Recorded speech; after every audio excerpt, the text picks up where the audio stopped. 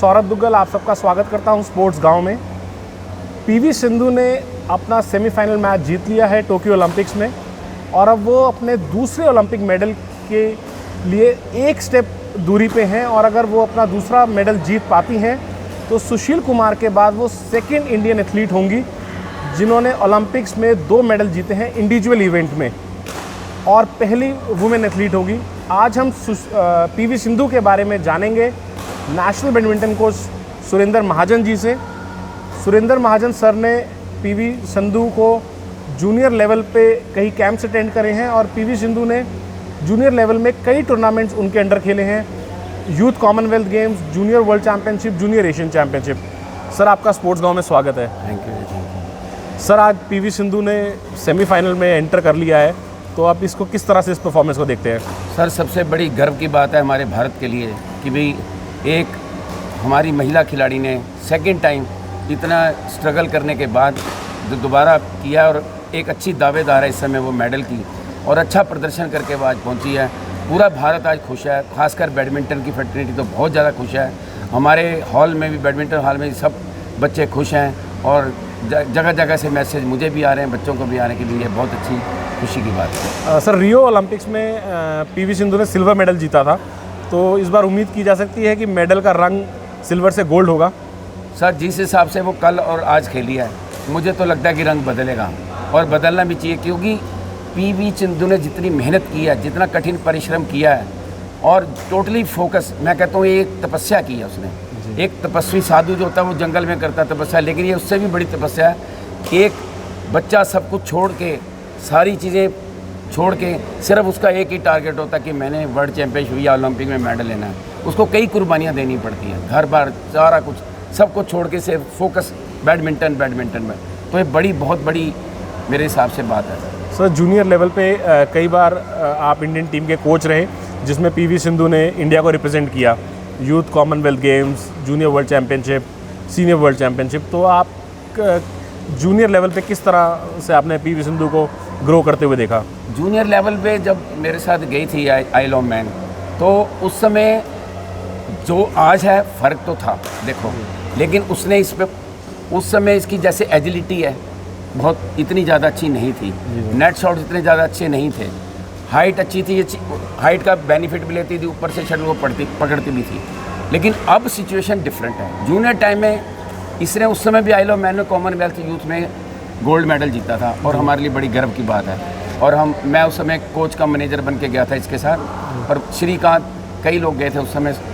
लेकिन मुझे आज देख के बड़ी खुशी हो रही है, काफ़ी काम किया गया, इसने खुद बहुत हार्डवर्क किया है नेट शॉट्स पर, स्मैशेस पे, क्रॉस कोर्ट स्मैशेस पे और सबसे बड़ी जो इसकी कमी थी एजिलिटी पे, जो क्रॉस कोर्ट इसकी मूवमेंट है वो अभी बहुत इंप्रूव कर ली। कोई नहीं तो इसको क्रॉस मूवमेंट में कोई भी प्लेयर फंसा सकता था, लेकिन अब आज की डेट में इसको पकड़ नहीं सकते। तो जूनियर लेवल पे ये थी, ये कमी थी जी सर। और हमने कई बार डिस्कस भी किया, मैंने सिंधु से भी किया है, आपस में हमने कोचेज़ ने भी किया है, इसके फादर से भी बात हुई। इसके फादर खुद एक आउटस्टैंडिंग स्पोर्ट्समैन रहे हैं, इंडिया के अर्जुन अवार्डी हैं वॉलीबॉल के, उनसे भी मैंने यही डिस्कस किया। ही वाज क्वाइट, हाँ जी बिल्कुल ठीक कह रहे हैं आप, क्योंकि हाइट के कारण एजिलिटी तो कम हो ही जाती है सौरभ जी। तो वो कोऑर्डिनेशन उतना नहीं हो पाता, नहीं हो पाता उतना जो एक छोटी हाइट में हो पाता जी सर। लेकिन अब इसने उस चीज़ वो सेंटर ऑफ ग्रेविटी ज़्यादा छोटी हाइट में, हाँ, और अब उसने काफ़ी मेहनत करके जी सर, स्ट्रेंथ बना के और आप एजिलिटी मूवमेंट्स करके मेरे हिसाब से उसने उस अपनी कमी को दूर कर दिया।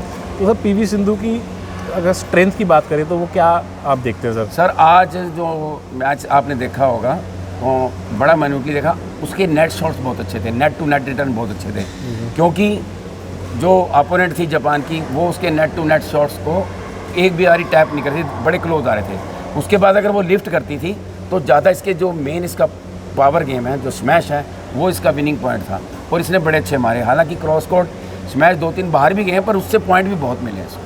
तो बेसिकली सर नेट गेम खेल के जब वो लिफ्ट करती थी तो फिर वो हाइट की वजह से टैप कर लेती थी। रैलीज भी बड़ी चली हैं, यानी कि वो जो जापान की प्लेयर है वो रैली प्लेयर है, उसने सोचा मैं इसको रैली करा के थका लूँगी, पर ये अब मेरे हिसाब से हम कह सकते हैं कि he is fit, quite fit, क्या आप इसको थका नहीं सकते। उसके बाद होम एडवांटेज भी था, उसके पास होम एडवांटेज था, वेदर भी उसको पता है कि उसको सूट करता था, कोर्ट भी सूट करते, उसके बावजूद भी उसको हराया स्ट्रेट गेमों में।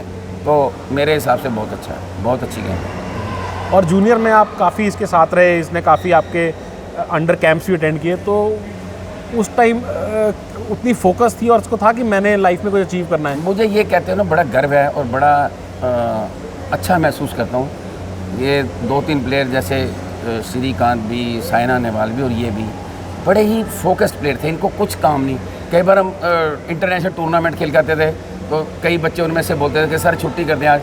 इनमें से साइना, ये सिंधु, नहीं सर हम कल सुबह आ जाएंगे, हम नेट शॉट्स खेल लेंगे, मतलब प्रैक्टिस करेंगे। उनका एक ही एम है कि हमने फोकस रहना और वर्ल्ड लेवल में कुछ करना है, बहुत अच्छा करना है, देश का नाम। और मेरे को ये कहते हुए और भी अच्छा लगता है कि दे प्ले फॉर कंट्री, इनके अंदर राष्ट्रीयता, पैट्रियोटिज्म कूट कूट के भरी है। तो सर आप जो छोटे मतलब जब जूनियर लेवल पे खेल रहे थे तो उस टाइम आपने एक ये स्पार्क देख लिया था कि ये ओलंपिक मेडल आ सकता है? मुझे तो उसी समय उम्मीद थी कि बाकी ये कुछ करेगी, जिस हिसाब से फोकस थी। और इनका एक ही एम है कि नहीं, बैडमिंटन बैडमिंटन बैडमिंटन। क्योंकि उस टाइम जो है साइना नेहवाल का मेडल आ चुका था, तो मेडल हमारी रीच में था कि भी मेडल हमारी रीच में था। और इसने नेचुरली साइना नेहवाल जैसे और अच्छे अच्छे प्लेयर उस समय थे वहाँ पर, और गोपी चंद ने भी बहुत काम किया इस पर, मतलब सब पर काम किया। और हम लोग भी कैंपेन के साथ रहे तो हमने नोटिस किया कि ये लोगों को ज़्यादा कुछ और चीज़ चाहिए नहीं, इनको बस हमें बैडमिंटन की प्रैक्टिस ही चाहिए और कुछ नहीं चाहिए, क्योंकि ये इन्होंने बहुत अच्छी कठिन मेरे हिसाब से तपस्या की। और सर पीवी सिंधु की अगर ख़ास बात करें कि ऑन फील्ड के अलावा, कि बैडमिंटन की टेक्निकलिटीज़ के अलावा इसने ऑफ फील्ड किस किस चीज़ पे ध्यान दिया अपना?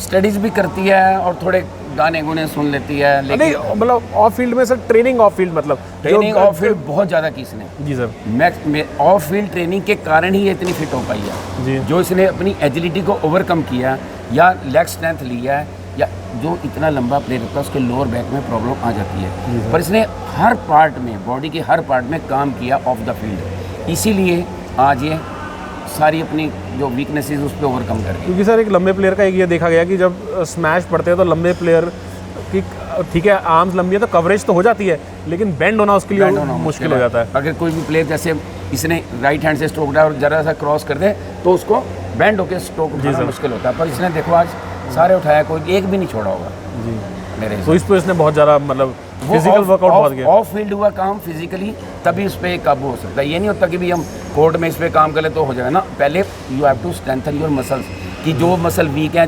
जिसके कारण हमारी एजिलिटी नहीं हो रही, या हमारी लेग्स काम नहीं कर रही, या हमारा लोअर बैक नहीं कर, उस पर काम करना पड़ेगा। तो वो ऑफ फील्ड होता है काम, उसके बाद उसको कोर्ट में कन्वर्ट करते हैं। और जैसे सर ये ओलंपिक मेडलिस्ट बनी तो किस तरह से आप इसके डिसिप्लिन को देखते हैं? क्योंकि कई बार काफ़ी लोगों की कंप्लेंट भी रहती है कि प्लेयर जब मेडल अचीव कर लेता है तो उसके थोड़ा सा बिहेवियरल चेंजेस आए। सर मैं आपको एक एग्जांपल देता हूँ, जब ये मेडल जीत कर आई तो हरियाणा गवर्नमेंट ने इनको ऑनर करना था, तो मुझे बताया गया कि भाई एयरपोर्ट पर आ रही सिंधु और उसके फादर आ रहे हैं। इसके फादर मेरे बहुत अच्छे दोस्त हैं। मैं कटसी काल चला गया वहाँ पर, जब ये मैंने देखा तो मेरे को देख के दोनों बाप और बेटी बड़े खुशी से झूम उठे, ओ सर ग्रेट सर आप, और शी टच्ड माई फीट, इसने मेरे पाँव छुए। और मैंने इसको नहीं बेटा हमारे यहाँ पाँव नहीं छूते, लड़कियाँ हमारे लिए देवी होती। कहती नहीं सर आप मेरे गुरु हो, आप इससे मैंने बहुत कुछ सीखा है जूनियर लेवल। मतलब आप देख लो डाउन टू अर्थ ऐसे प्लेयर होते हैं। आज भी अभी कोई फंक्शन होता है, जब ये मेडल जीत के आई थी उसके बाद की बात कर रहा हूँ, उसके बाद भी कई फंक्शन में मिलते हैं, सारों को छोड़ के फट से आ जाती है सर सर सर।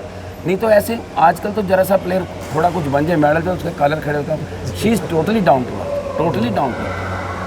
और इसकी परफॉर्मेंस के बाद जो एक इंडिया में बूस्ट आया, क्योंकि साइना का मेडल आया, फिर रियो में पीवी सिंधु का मेडल आया, दोनों एक तरीके से बैडमिंटन की ब्रांड एम्बेसडर है। तो अब टोक्यो में भी मेडल की उम्मीद है पूरी, तो इससे आप एक बैडमिंटन स्पोर्ट को कैसे देखते हैं आप? सर साइना ने नेचुरली इस गेम को एकदम से बूम दिया था लड़कियों में। हर लड़की चाहती थी मैं साइना बनूँ, काफ़ी लड़कियाँ खेलने लगी। पहले हमारे पंजाब में चंडीगढ़ में 2 या 4 खेलती थी, अब सैकड़ों के हिसाब से खेलती लड़कियाँ साइना के बाद। अब पीवी सिंधु आ गई, अब ये सैकड़ों हज़ारों में बदल जाएगी, क्योंकि लड़कियों को अब माँ बाप को भी बड़े विजिलेंट हो गए कि नहीं पढ़ाई से ज़्यादा गेम भी उतनी ज़रूरी है। और उनको एक टारगेट भी हो गया है, उनको टारगेट हो गया। अगर देखो आप ये देखो ना, एक बच्चा ओलंपिक में मेडल लेके सीधा डिप्टी कमिश्नर बन रहा है, और एक बच्चा IAS करके IAS तो बड़ी मुश्किल से डिप्टी। और फिर आप मुझे एक बात बताओ, तो एक डॉक्टर है उसको आपके लोकल बंदे जानते होंगे सिर्फ, अगर मान लो चंडीगढ़ का है तो लोकल जानते होंगे बड़ा अच्छा डॉक्टर, पर पीवी सिंधु को पूरा वर्ल्ड जानता है। ये स्पोर्ट्स का फ़ायदा है मेरे हिसाब से। आप अगर स्पोर्ट्स में कुछ कर सकते हैं और अगर बैलेंस बनाना, ठीक है पढ़ाई ज़रूरी है, लेकिन अगर स्पोर्ट्स में एक्सेल कर रहे हो तो गो फॉर स्पोर्ट्स ओनली, एक स्टेज पर आके गो ऑल आउट।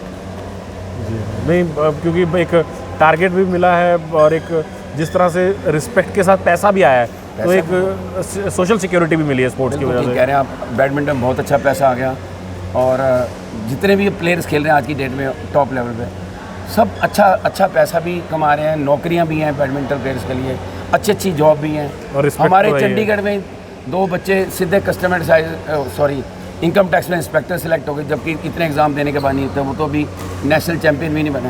तो जो नेशनल चैम्पियन उसके लिए और भी ज़्यादा अपॉर्चुनिटीज़। तो मेरे हिसाब से सर, सौरभ सर, स्पोर्ट्स को we can not ignore now. नहीं डेफिनेटली सर। और तभी सर हमने ये चैनल बनाया और इसका नाम रखा है स्पोर्ट्स गांव, क्योंकि जो हमारे रूरल एरिया से प्लेयर आते हैं और वो कम फैसिलिटीज़ के बाद ओलंपिक्स में जाते हैं। सिंधु के बारे में और बताना चाहता हूँ, सॉरी मैं बीच में जी। रूरल की बात है, ये 40 किलोमीटर दूर जी जब जूनियर में थी जी, इसके फादर 40 किलोमीटर दूर एक स्कूटर पे रोज छोड़ने सुबह 4 बजे आते हैं, गच्ची बोली अकेडमी गोपीचंद के। 40 किलोमीटर एक बच्चा रोज एक साइड 40 किलोमीटर वन साइड। तो ये उस टाइम हैदराबाद में रहते थे या हैदराबाद में रहते थे, लेकिन डिस्टेंस इतना ज़्यादा क्योंकि गच्ची बिल्कुल आउट ऑफ था जी सर, बिल्कुल जंगल था उस समय। अब तो बहुत डेवलप हो गया, वहाँ पे सारा कुछ बन गया। मैं इसकी बात बता रहा हूँ, कमिटमेंट की, फादर की भी बड़ी देन है, उनकी भी बड़ी डेडिकेशन है, पेरेंट्स की भी, कि जो सब बड़ा नौकरियाँ छोड़ के भी इसको लुक आफ्टर कर रहे हैं। गोपीचंद की देन है, चलो काम कर रहे हैं, उसने कितने प्लेयर तैयार कर दिए। तो प्राउड होता है ऐसे प्लेयरों को, कोचिस पे भी बड़ा डेफिनेटली। और सब मैं जो रूरल एरिया की बात कर रहा था, कि वे हमारे जो ज़्यादातर ओलंपिक्स में प्लेयर हैं वो रूरल एरिया से आते हैं, लेकिन कुछ ऐसी स्पोर्ट्स हैं जो कि अर्बन स्पोर्ट्स जिन्हें काउंट किया जा सकता है, जैसे टेबल टेनिस होगी, बैडमिंटन होगी। तो आपने ये कुछ शिफ्ट देखा कि सर अब गाँव के बच्चे भी जो कुछ फैसिलिटीज़ को अफोर्ड कर सकते हैं, वो भी बैडमिंटन की तरफ शिफ्ट हो रहे हैं? बहुत शिफ्ट हो रहे हैं जी। मैं आपको श्रीकांत की बात बताता हूँ। श्रीकांत इस समय वर्ल्ड क्लास प्लेयर है जी, वो भी एक विलेज से ही बिलोंग करता है जी, ज़्यादा बाद में शिफ्ट हो गया हैदराबाद, वो अलग बात है, लेकिन वो रूरल एरिया से आके इस वर्ल्ड लेवल पे आया जी। तो ऐसा कुछ नहीं, लेकिन हर एक गाँव वाले भी ये चाहते हैं कि अगर हमें फैसिलिटीज़ मिल जाएँ। अब मेरे पास भी कई बच्चे आने शुरू हो गए जो गांव से आते हैं, आसपास गांव से चाहते हैं कि हम बैडमिंटन ही खेलें, कि बड़ी अट्रैक्टिव गेम होगी। तो मतलब ओलंपिक मेडल के बाद अब ये सिर्फ शहरों का खेल नहीं रहा ना, ऐसा नहीं कह सकते।